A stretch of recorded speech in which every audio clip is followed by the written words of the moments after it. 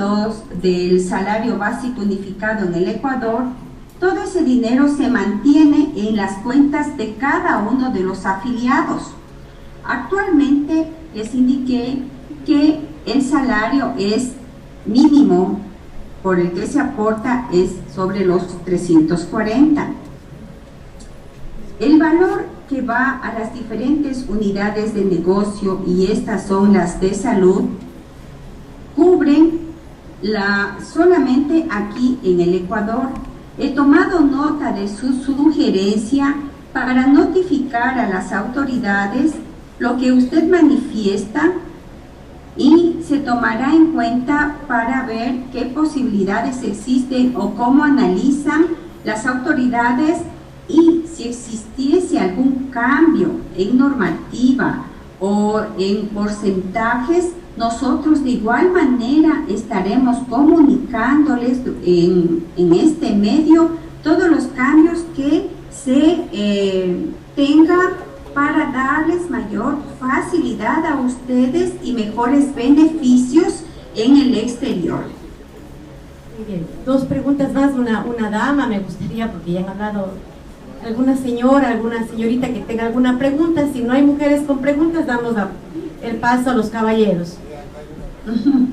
A ver. Muy buenas noches, mi nombre es Mario Cornejo. Muchas gracias por su tiempo para poder compartir con la comunidad.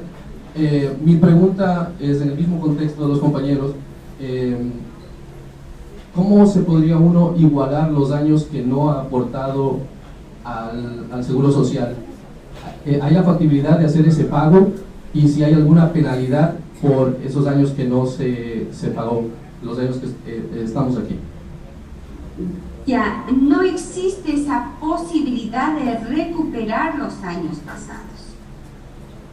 Tiene que afiliarse de aquí en adelante, y si, como el señor anterior que tenía 14 años, él recupera, usted recuperaría sus años, pero no existe una manera que usted pueda igualarse los años anteriores, porque la normativa acá del IES genera intereses, recuerde, sobre esos valores, genera de pronto responsabilidades patronales. Entonces no está permitido con nuestra normativa igualarse esos tiempos que no estuvo afiliado. Vamos con la última pregunta en vista que estábamos. A ver, son dos. Bueno, en primer lugar quiero agradecer a la asambleísta Jimena Peña por realizar este tipo de labores y actividades, así como al cónsul general del Ecuador aquí en New York, Jorge López. Mi pregunta va relacionado con lo que una vez mencionó el presidente ahora en las últimas sabatinas, donde él dijo que no iba a haber ninguna cobertura de salud para los migrantes que están afiliados al IES acá en los Estados Unidos, por el asunto del costo que cuesta contratar los seguros médicos acá en los Estados Unidos. O sea, yo lo que le pedí a usted que cualquier información que ustedes como el Seguro Social en el Ecuador sean un poco más directos y más prácticos, porque nuestra comunidad migrante cree a todo el mundo que le informa, que dice no, sí va a haber un seguro de salud, el otro que dice que no, pero viene nuestro presidente en una sabatina y dijo que no va a haber ningún seguro de salud contratado para los migrantes que se están afiliando acá en los Estados Unidos al Seguro Social del Ecuador. O sea, yo quiero que en ese aspecto sí seamos un poquito más claro, un poquito más concreto, porque nuestra comunidad migrante es bien sensible ante estos asuntos. Y algo que me quiero desviar del tema que estamos tratando ahorita, sé que ha habido una reunión con los couriers sobre el 4x4, y cuando esté la exposición de la asambleísta quisiera también opinar sobre lo que es el asunto de la paquetería y del 4x4, ese nuevo reglamento que quieren imponer. Gracias. Muy bien, eso más que una pregunta me parece que fue un comentario, ¿no? Y creo que sigamos avanzando. Así es. Sigamos avanzando. Hay dos últimas preguntas. La verdad me gustaría dar la palabra a todos, pero por cuestiones de tiempo. Entonces no sé si tienen alguna pregunta diferente que no se haya tratado. Dos más y les pido un poquito de comprensión para poder avanzar con el siguiente punto de la agenda.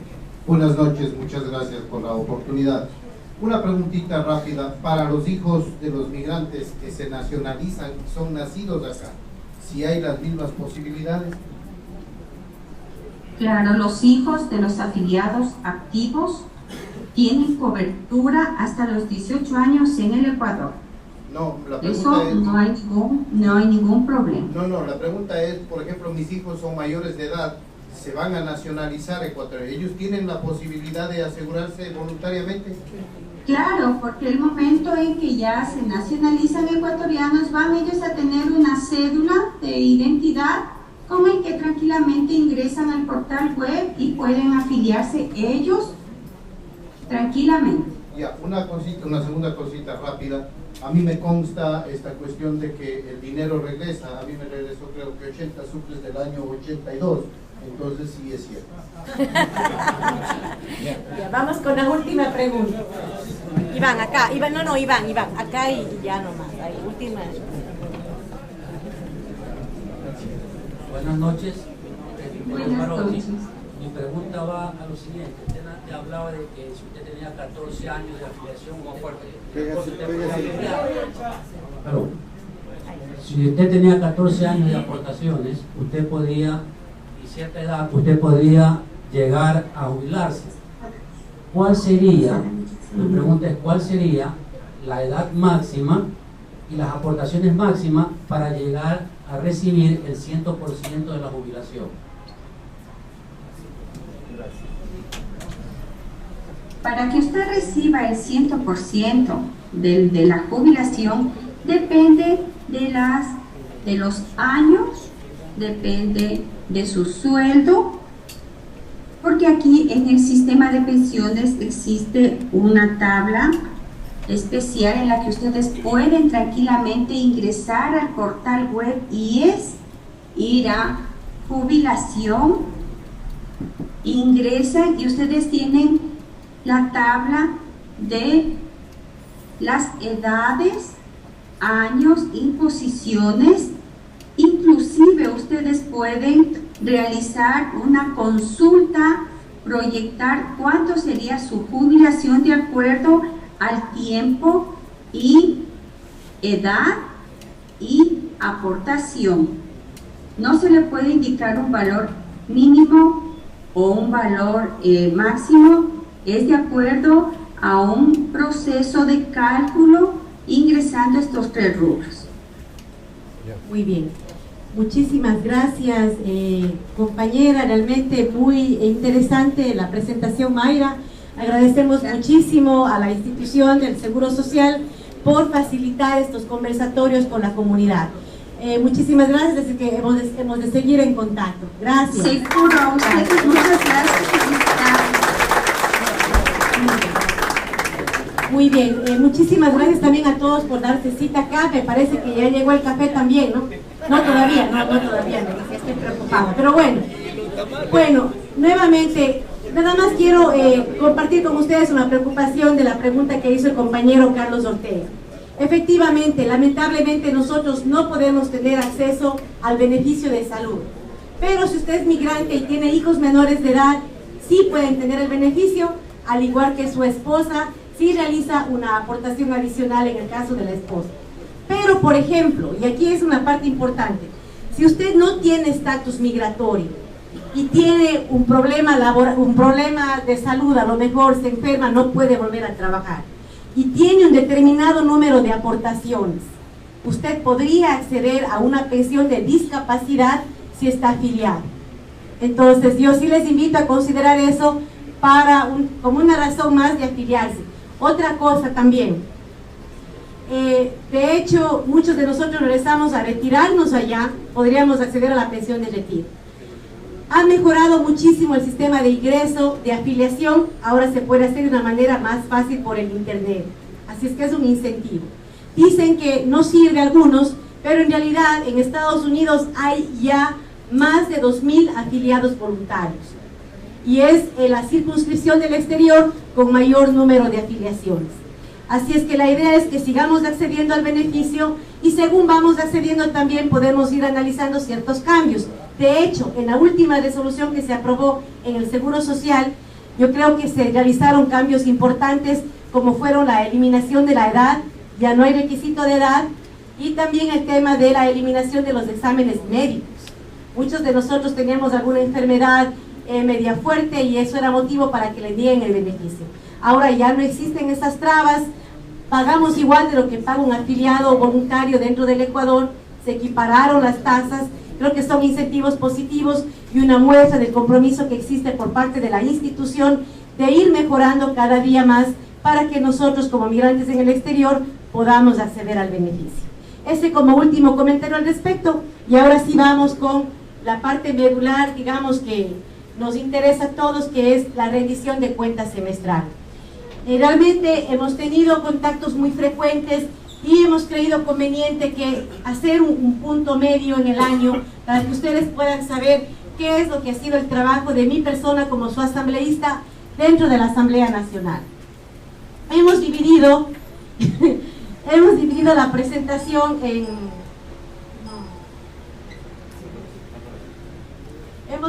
Hemos dividido la presentación nuevamente en diferentes puntos, que es nada más para poder hacer la presentación más organizada. Vamos a comenzar con el punto 1, que habla sobre la gestión legislativa. Como ustedes saben, los asambleístas por constitución lo que hacemos es legislar y fiscalizar. Y pues obviamente la mayor parte del tiempo nos pasamos contribuyendo en la construcción de leyes. En lo que va del año, la Asamblea Nacional ha aprobado 6 leyes en el primer semestre. Recordemos que fue un año especial porque tuvimos también un proceso electoral y pues también hubo una vacancia, me parece que en febrero. Entonces eso de alguna manera también ha impactado el trabajo de la Asamblea. Sin embargo, dentro de estas 6 leyes que están aquí escritas, tenemos la Ley Orgánica reformatoria al Código Orgánico de Organización Territorial, Autonomía y Descentralización, tenemos la Ley Orgánica para el fortalecimiento y optimización del sector bursátil y demás. Yo más bien, a mí me gustaría cubrir con ustedes de manera más profunda las leyes donde sí pudimos hacer un aporte para beneficiarles a ustedes. Así es que he puesto aquí las 4 primeras leyes por información, pero me quiero enfocar más en las leyes que nos han impactado a nosotros los migrantes. Y una muy importante fue la aprobación de la Ley Orgánica para el cierre de la crisis bancaria de 1999. Esta ley fue aprobada durante el primer trimestre del año y pues el propósito de esta ley era precisamente dar una oportunidad a todas las víctimas de la crisis bancaria que se vieron afectadas de 2 formas principalmente.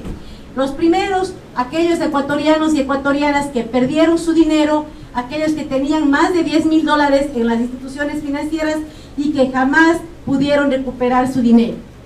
Y otro sector de ecuatorianos que lamentablemente adquirieron deudas antes de la crisis bancaria y que después por la crisis no pudieron afrontar esas obligaciones financieras y no pagaron. A estas personas se les denominó deudores de buena fe, entre ellos muchos migrantes que por la crisis salieron del país, a lo mejor no pudieron pagar su hipoteca, les quitaron la casa, pero de todas maneras se quedaron endeudados y lo peor, acumulando intereses de todos estos años y también obviamente gastos de mora, costos financieros adicionales. Por ponerles un ejemplo sencillo, si su deuda en el 99 fueron $5,000, fácilmente con todos los intereses acumulados más los costos financieros, fácilmente su deuda en la actualidad era de $15,000. Obviamente los ecuatorianos era imposible prácticamente pagar esta deuda. Esta ley hace 2 cosas. Al primer grupo de ecuatorianos que no recuperaron su dinero, el Estado se compromete en devolverles hasta $75,000. Y para los otros grupos, la gente que tenía deudas que no pudo asumir, pero que tenían la buena fe de pagar, se les da la oportunidad de refinanciar la deuda, eliminando hasta el 60% de la deuda. Se eliminaron todos los gastos de mora, se hizo un recálculo de intereses, ya no al 15, al 16, al 18% que cobraron o que estaban pagando en el 99, sino al 5%. Y tenían la oportunidad de pagar esta deuda en 6 años, y de los cuales el primer año no tenía que pagar $1 porque era un año de gracia. Y una vez que la persona se sometía aceptaba este refinanciamiento, automáticamente recuperaba su historial crediticio, porque lamentablemente estos compañeros, por no haber pagado su obligación, no podían aplicar para absolutamente ningún préstamo porque estaban en un récord, con su récord crediticio en mal estado debido a que no pudieron pagar. Entonces esta ley reivindica los derechos de esos ecuatorianos y ecuatorianas y muchos de ellos migrantes. ¿Cuál fue nuestro aporte dentro de esta ley? Dentro de esta ley nosotros pudimos incorporar una disposición general que comprometía al Ministerio de Relaciones Exteriores y Movilidad Humana con el Banco Central a desarrollar todo el material necesario para que la comunidad migrante se informe. Y además pudimos conseguir una exención de tasas consulares. ¿Qué es lo que quiere decir esto? Que si usted, para poder acogerse a esa ley, tenía que dar un poder a algún familiar, ese poder, que usualmente le vale $30, le iba a salir totalmente gratis. Si era un poder o un trámite consular que usted tenía que realizar para poder acogerse específicamente a esta ley. Ese aporte lo pudimos realizar y pues realmente fue un tema muy motivante, ya que se habló muchísimo en el Pleno del impacto que tuvo la crisis con los migrantes y también del gran aporte que hemos realizado nosotros para mantener la economía del país durante la peor crisis económica de las últimas décadas. Otra ley importante que también tiene que ver con nosotros los migrantes es la ley de los Consejos Nacionales para la Igualdad. Dentro de la Constitución se estipulaba ya la creación de los Consejos Nacionales de la Igualdad.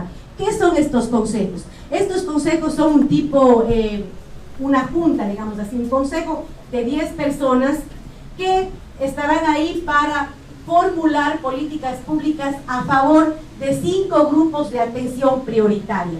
¿Qué queremos decir con esto de grupos de atención prioritaria? Son grupos que históricamente fueron ignorados por los gobiernos de turno. Entre ellos están afroecuatorianos, están mujeres, están personas de la tercera edad, personas que tienen discapacidades y por supuesto también personas migrantes, personas que estamos en movilidad humana. Esta ley da la creación del Consejo Nacional para la Movilidad Humana, que va a estar integrado por personas del Ejecutivo y también por personas de la sociedad civil. Quiere decir que es muy probable que en este consejo tengamos migrantes de la sociedad civil integrándolo, con la misión de formular políticas públicas, de transversalizar políticas públicas orientadas a, de alguna manera, reivindicar los derechos de esos grupos históricamente olvidados. Dentro de esta ley también realizamos aportes muy interesantes, pues, y hemos conseguido ya que la ley sea aprobada. En este momento ya la Defensoría del Pueblo se encuentra desarrollando una ley adicional que va a aterrizar toda esta ley. De igual manera como la ley que elabora la Defensoría del Pueblo, que permitirá la aplicación de esta ley, es importante, y también estamos ya haciendo seguimiento con el fin de garantizar que la ley de procesos que va a implementar esta ley esté realizada de tal manera que pueda cumplir con las expectativas y con el espíritu de la ley, que es precisamente recuperar los derechos de aquellos grupos que han sido históricamente olvidados. Otro proyecto de ley que, aunque no está totalmente aprobado, déjenme comentarles, y creo que es parte de mi labor legislativa también, ir educándonos poco a poco del proceso legislativo. Ya hemos conversado con ustedes al respecto, pero les voy a recordar. Toda ley que entra a la Asamblea pasa por 2 debates. El primer debate, el segundo debate. Después del segundo debate, la Asamblea vota, la ley queda aprobada. Pero pasa al presidente. El presidente, que es un colegislador, revisa la ley y si tiene alguna discrepancia con alguno de los artículos de la ley, tiene la capacidad de veto. ¿Qué quiere decir? Que el presidente dice: este artículo no está bien, este no está bien, este no está bien, manda sus observaciones y la ley regresa nuevamente a la Asamblea Nacional. Si el presidente está de acuerdo con toda la ley se aprueba y va al registro oficial. Si es que el presidente la veta, la ley vuelve a la Asamblea Nacional. Los asambleístas consideramos el veto del presidente, vemos las observaciones y la Asamblea tiene 2 posibilidades. Se allana el veto, que quiere decir estamos de acuerdo con las observaciones del presidente, modificamos la ley y se aprueba finalmente con las observaciones, o la Asamblea puede decir, no estamos de acuerdo con las observaciones, nos mantenemos con el texto original y se aprueba esa ley. Ese es el proceso que tiene una ley. Esta ley, el proyecto de Código Orgánico Monetario y Financiero, es una ley que estuvo en mi comisión y es una ley que se acaba de aprobar en la Asamblea la semana pasada y que ahora está en manos del presidente, quien tiene 30 días para ver si veta o no. Y es importante socializar con ustedes esta ley, porque es una ley que ha tenido mucha controversia por lo que representa la ley. La ley lo que está haciendo es cambiar todo el sistema de regulación y control de las instituciones financieras, del sistema financiero ecuatoriano. Teníamos dentro de las leyes que regulan el sistema financiero como 30 legislaciones, 30 leyes, muchas de ellas obsoletas, que se contradecían entre sí. Muchas de las leyes para nada estaban en coincidencia con lo que dice la Constitución que aprobamos en el 2008. Un artículo importante que dice nuestra Constitución es que el sistema financiero es un sistema de orden público. ¿Qué quiere decir de orden público? Que está al beneficio de los ecuatorianos y ecuatorianas. ¿Qué es lo que pasaba antes? Teníamos un sistema financiero que estaba regulado por los que tenían que ser regulados. ¿Qué quiero decir con esto? Que la junta bancaria estaba integrada por banqueros que tomaban decisiones de tasas de interés, decisiones económicamente sumamente importantes para el país y que obviamente les afectaban. Tenían el control de la regulación y ellos eran los que iban a ser directamente impactados. Obviamente ahí existía un conflicto de interés que nos afectó históricamente a los ecuatorianos. Ahí está el resultado de la crisis del 99, cuando los regulados regulaban de tal manera que se perjudica el pueblo ecuatoriano, pero jamás su bolsillo.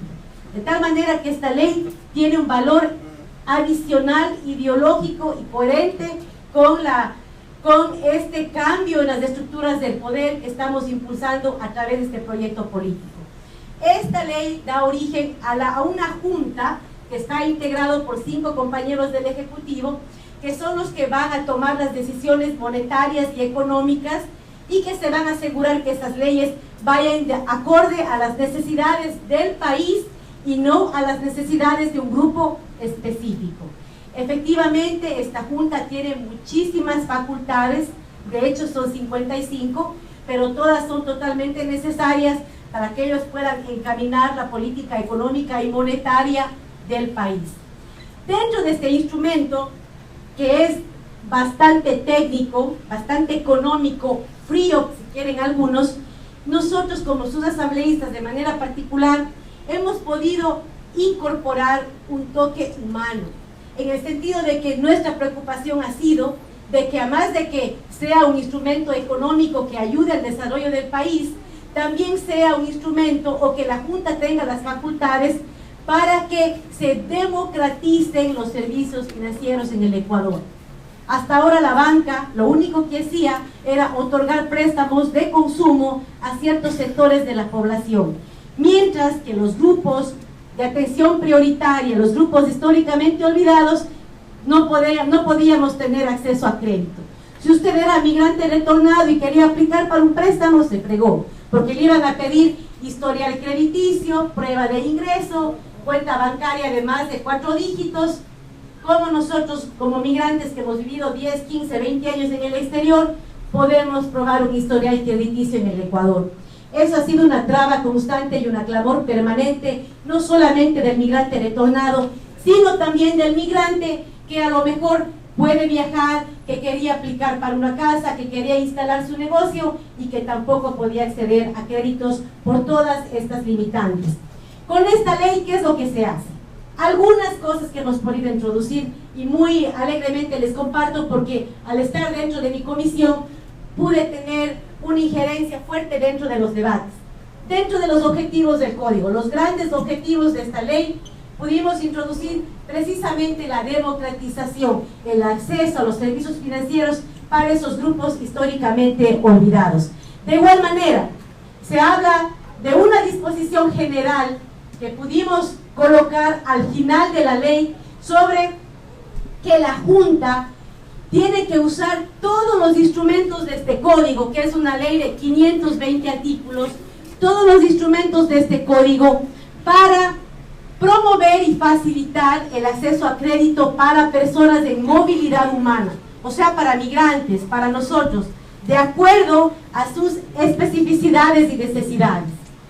Con este artículo, nosotros como asambleístas podemos ir y exigir a la Junta que dé cumplimiento a esa disposición general y que impulse a la banca privada y a la banca pública a la generación de instrumentos financieros con requisitos más flexibles, que no se nos exija tanto el historial crediticio, a lo mejor que se busque alternativas a través de las cuales nosotros podamos probar nuestro ingreso. Esta disposición, que son como 4 líneas, es increíble, pero como está dentro de la ley, es un arma que tenemos para poder exigir a la Junta para que elabore los incentivos para que se desarrollen productos financieros para los migrantes. Pero no solamente eso, porque una cosa es poner una disposición general, pero también queríamos que dentro del código exista algún instrumento adicional. Y de hecho, si no estoy mal, es en el artículo 149, que se estipula la generación de un fondo de garantía crediticia. ¿Qué quiere decir este fondo de garantía crediticia? Quiere decir que si algún compatriota migrante, vamos a ver,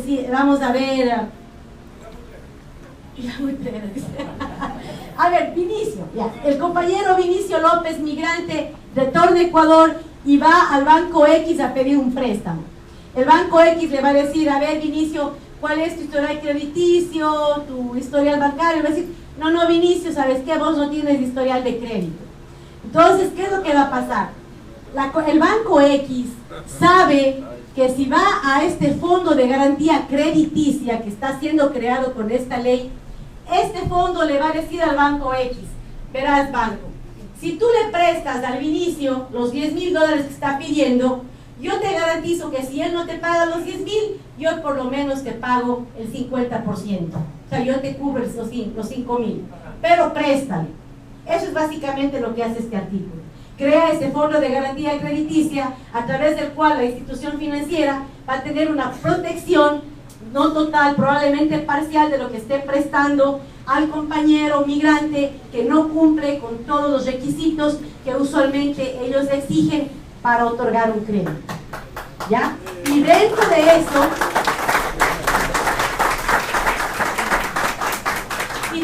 ese artículo se habla efectivamente de que va a beneficiar precisamente a personas en movilidad humana, primeros emprendedores y otros grupos que realmente han estado relegados mucho tiempo para obtener el crédito.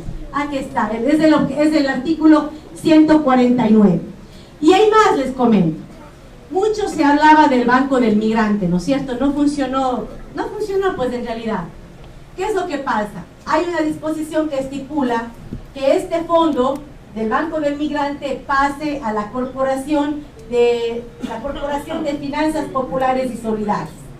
Yo no sé exactamente cuánto se asignó al Banco del Migrante, pero sí fue una preocupación de que si es que ese dinero que ya fue asignado para servirnos a nosotros como migrantes vaya a ser transferido a la corporación y que ese dinero pueda ser usado para beneficiar a otros grupos o para otros fines.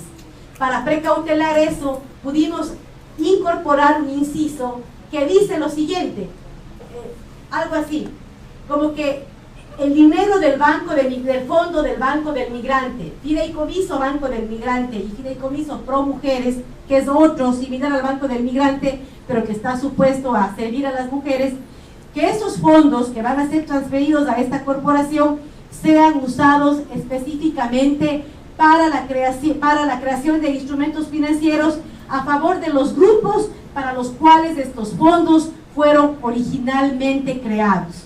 De tal manera que lo que hay en el Banco del Migrante, ya sea 1 millón o 10 millones de dólares, tiene que ser usado por ley para beneficiar a grupos en movilidad humana, o sea, para los migrantes.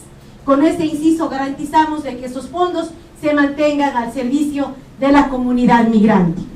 Yo quisiera ahora compartirles con ustedes un pequeño videíto sobre una pequeña parte de la intervención porque de hecho hemos hablado en el pleno en relación al tema y quería compartirles a ustedes un poco, uno o 2 minutos de la intervención.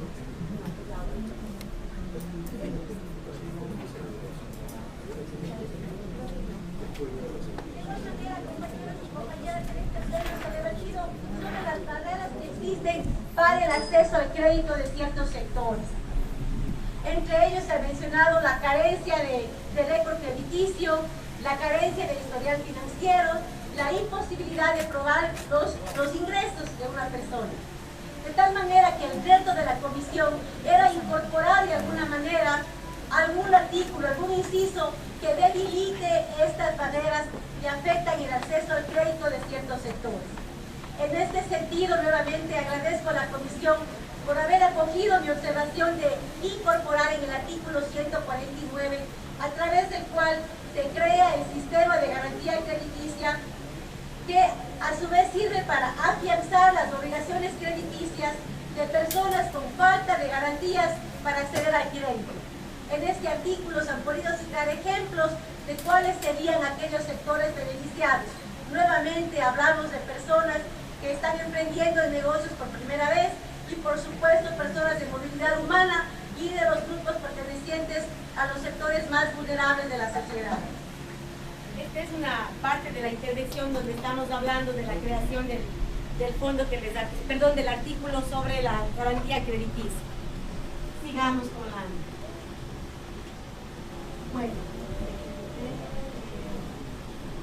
Bueno, nuevamente yo creo que como comunidad estamos esperando la ley de movilidad humana.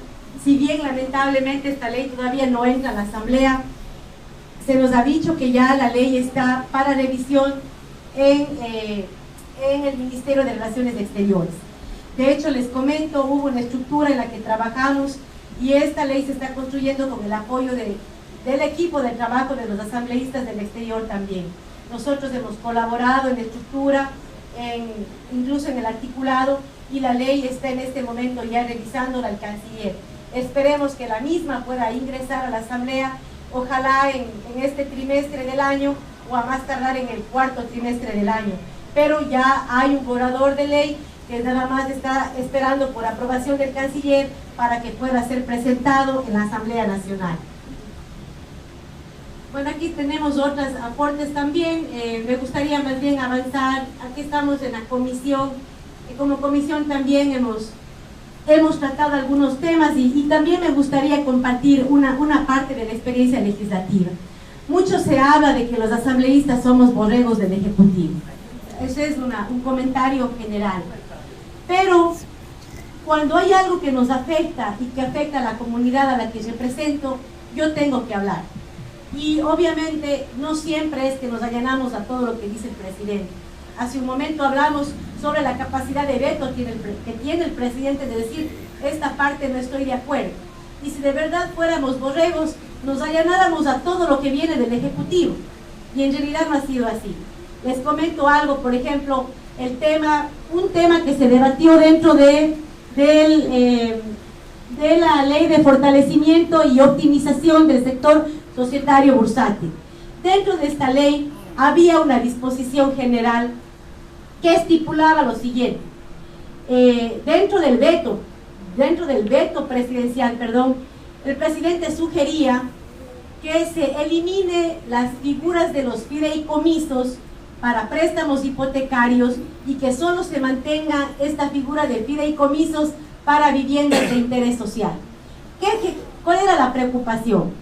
La figura del fideicomiso es una figura que usan muchos bancos para prestar dinero para casas, usualmente a gente de la clase media y también muchos de nosotros migrantes, para comprar la primera casa. El problema del fideicomiso es que facilita la venta de la casa en situaciones en las cuales la persona que pidió el préstamo no cancela el préstamo. O sea, es más fácil para un banco vender la casa, apropiarse de la casa, si es que la persona no ha pagado. Pero ¿cuál era el problema con esto? Que se mantenía la figura del fideicomiso para viviendas de interés social, o sea, viviendas con menos de $30,000. Entonces la reflexión de los asambleístas era, a ver, Si el objetivo del veto es precautelar, el interés precautelar a que los ciudadanos no sean abusados con la figura del fideicomiso, ¿por qué se mantiene para los más pobres, que son probablemente los que más no puedan pagar la casa? Primera reflexión. Y segunda reflexión, ¿qué va a pasar si es que se elimina la figura del fideicomiso? ¿Cómo las personas como migrantes que no tenemos historial crediticio vamos a poder acceder al crédito? Porque ustedes saben que la banca nunca pierde.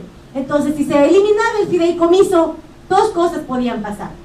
Una, o les dejan de prestar, porque ya no es tan fácil para ellos quitar la casa y recuperar lo que prestaron, o le iban a decir, bueno, como ahora ya no hay el fideicomiso, hay más riesgo de que no me pagues, en vez de pagarme 10%, te voy a cobrar 15, 16, 17%. Que iba a afectar probablemente la capacidad de pago de los ecuatorianos y ecuatorianas que sueñan con su primera casa, que para que les presten son capaces de firmar, pero el contrato a como dé lugar porque sueñan con su primera vivienda. Y muchos de nosotros nos pasa así. Cuando han venido las ferias de la vivienda acá en Flushing y han visto que vienen y venden la maqueta y usted puede comprar hasta en proyecto la casa, es precisamente a través de la figura del fideicomiso que se dan todos esos contratos. Y gracias a eso, que aunque no es lo óptimo, pero gracias a eso mucha gente ha podido acceder a préstamos para su casa. Entonces esa era la preocupación. ¿Y qué es lo que decidimos?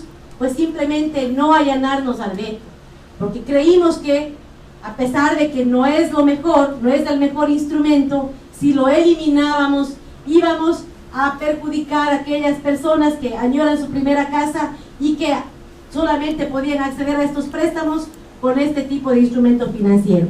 Así que les comparto también, son como 1 o 2 minutos, asimismo que hablábamos del veto. Entonces esto es para los que dicen que somos borregos, ahí les va.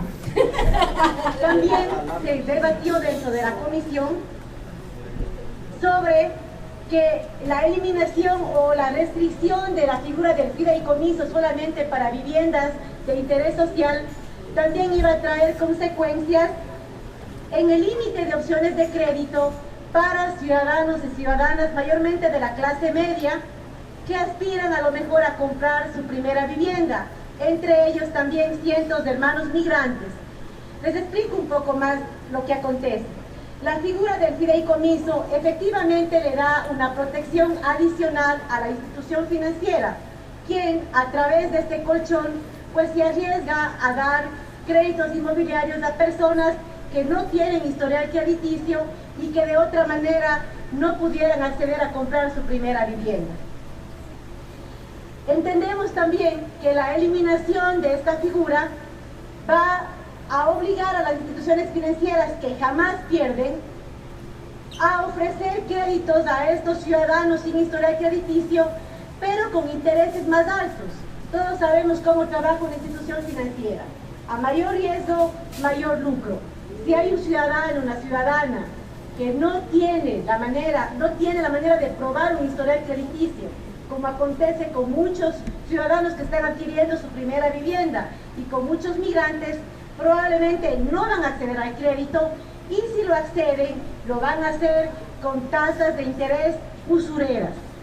Por tal motivo, la comisión consideró que era importante no allanarse al veto en esta observación 22ª que fue enviada por el Ejecutivo. Eso les quería compartir, parte de las intervenciones del trabajo que realizamos desde el Pleno de la Asamblea para ustedes.